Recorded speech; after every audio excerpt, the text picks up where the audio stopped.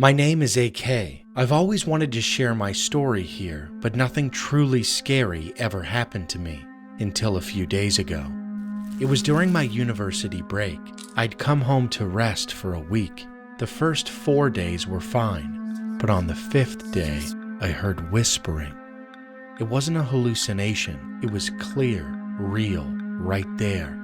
But I ignored it, told myself it was just the horror movie I'd watched earlier. Then came the 6th day. I have a little routine. I usually sleep in the large bedroom I share with my aunt, mom, and grandma. Then at 6:30 a.m., I move into my grandpa's room.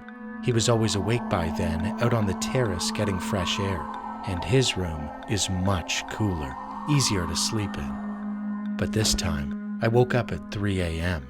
I was half asleep, eyes closed, pillow and bedsheet in my arms. I didn't think twice. I knew the house well enough to walk with my eyes shut.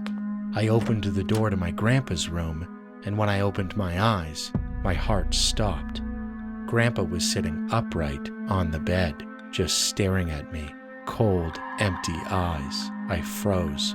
Then I snapped out of it, realizing it was still the middle of the night. I forced a smile. "I'm sorry, Grandpa." He just grinned at me. I shut the door quickly and turned to run back. That's when I heard it, his laugh. I stopped in my tracks.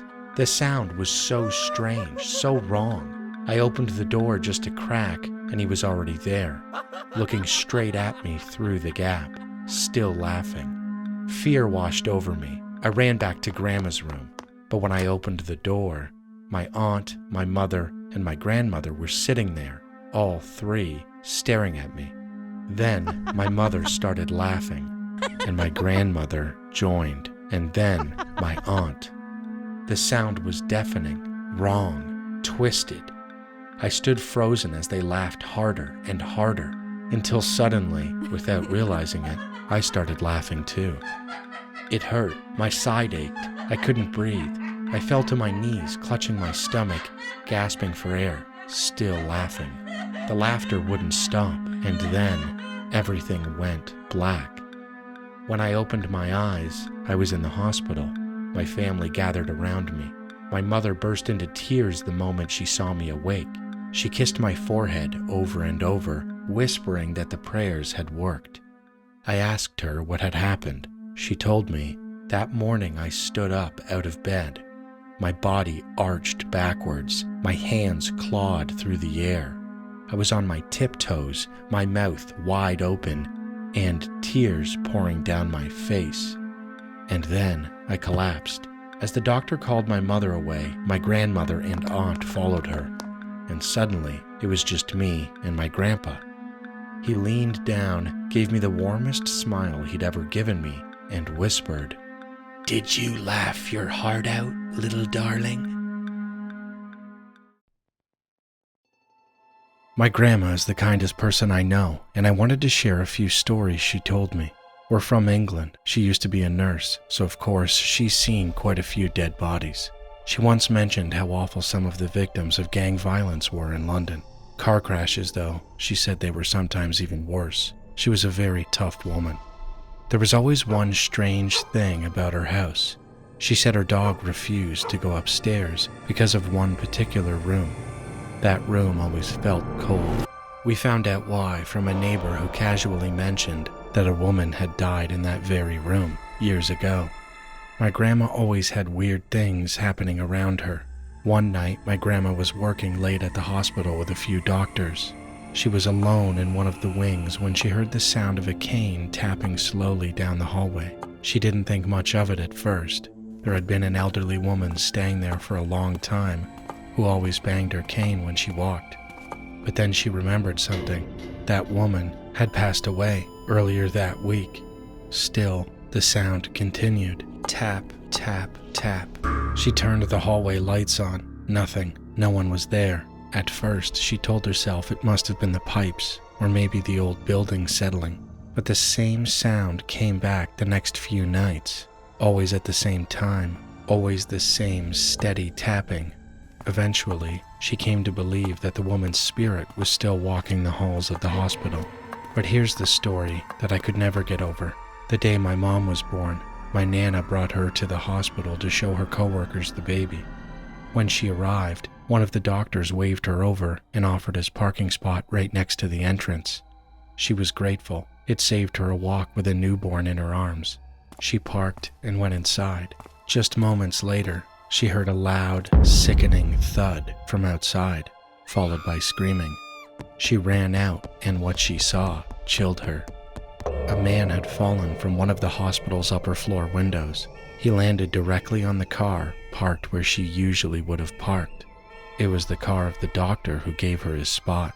If she had parked in her usual place, in her tiny Mini Cooper, the damage would have been horrific, fatal. If my mom had been in the back seat, she likely wouldn't have survived. Later, she asked what had happened. The man who jumped hadn't shown any signs of distress. He had coffee that morning, chatted with nurses, and seemed completely normal. Then, without warning, he ran toward a window, shattered the glass. My Nana still talks about how lucky she was that day. Hi, my name is Nitin and I live in India. This happened to me in the summer of 2013. It was the month of June, during school holidays, and I was staying at my grandmother's house in the village. The house had 3 floors. I was there with my parents and both of my brothers. My dad comes from a large family. He has 6 sisters. There was one room on the ground floor we called the storage room. It was usually kept locked. Inside were large soil-lined tankers used to store rice. One night, I woke up and decided to go downstairs from the 2nd floor. From the hallway, I noticed that the storage room door was wide open. A dim light was glowing from inside. Curious, I walked in. That's when the strong smell of kerosene hit me. It was overwhelming. I started to feel lightheaded immediately. And then, as I looked up, I saw it, a burning figure, human-shaped, crawling toward me. It looked like it was burning, like it was on fire, but not screaming, just dragging itself across the ground, flames flickering off its body. I froze for a second, then I screamed and bolted upstairs. Right at that moment, I heard something crash behind me. It made a loud noise, and suddenly, everything went black. Then, the electricity came back on. I turned back to look again. The storage room was just as it had always been. No fire, no smoke, nothing out of place.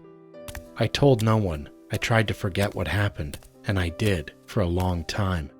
Until March of 2023, when my mother told me something strange. She said that back in March of 2013, 10 years ago, one of my dad's younger sisters had died in that very room. It was late at night and the electricity had gone out. She was sweeping the floor by the light of a small oil lamp, and something knocked the lamp over. It shattered and kerosene splashed across her. She caught fire instantly. She screamed and struggled until she passed out, still burning. By the time she got to the hospital, it was too late. That's when everything clicked. The smell, the fire, the shape crawling toward me. Had I seen her spirit that night? Why did I see her? Why me? What was she trying to tell me? Even now, I don't have answers. Just the memory of that moment and the feeling that something or someone was trying to reach out from the past. Hi, my name is Chae. I'm a 17-year-old black male from St. Louis, but this story happened 3 years ago when I was 14 with my older brother. Let's call him Jason. So, my brother and I decided to leave home at 2 a.m. to explore an abandoned school in our neighborhood. Yeah, I know. 2 kids sneaking out at that hour sounds reckless, but that's exactly what we did. We walked through the empty streets, phones in hand, and my brother, who was 20 at the time, carried his Glock 19X, just in case. Once we got to the school, we explored the crumbling hallways for a while before sitting down to eat some snacks and talk about life and women. But then, in the middle of our conversation, the air shifted. A tall, middle-aged man suddenly appeared around the corner with a grin that froze me in place. A quick note, the school sat right beside a dense forest, home to coyotes and deer, and the corner he came from, it led directly out of those woods. He was about 6'4", mid-30s, shaven head, dressed in a black jumpsuit. His steps were uneven, dragging his left foot across the ground, and even from a distance I could smell the alcohol on him. My brother's hand slipped into his bag, ready for anything. I was just 14, but I wasn't small. I'd been boxing for 6 years. My brother stood tall at 6'3". Still, none of that mattered when I saw the man's eyes. He looked empty, terrifying. He staggered towards us, lifting the bottle in his hand. Want a drink? He slurred. Every instinct in my body screamed at me. My stomach knotted, my skin crawled, and my brother grabbed my shoulder like he felt the same thing. The man muttered something we couldn't hear. When we asked him to repeat it, he smiled and said, I wonder what your blood would look like on the grass. That was when he started describing, in disturbing detail, how he could kill someone and feed their body to the animals in the forest. Then, without warning, he shouted, Come here, you punks! As he moved toward us, instinct took over. I stepped back, planted my feet, and drove my fist straight into his nose. Blood sprayed, and the man staggered. My brother drew his gun, leveled it at the man's face, and said through clenched teeth, Don't move a finger. The man laughed, blood dripping down his face. I'm gonna kill you and your brother. Before he could finish, I snapped. I started punching him over and over, yelling, Get away from us! And then, flashing lights, the police. A neighbor had heard the shouting and called them. They pulled me off the man. My brother and I told them everything. The officers arrested him, and we walked home in silence. The moment we stepped through the door, the weight of it all hit me. My chest tightened, and I broke down, sobbing uncontrollably. I'm 17 now, and my brother is 23. To this day, I wonder what would have happened if I had taken that drink from the man.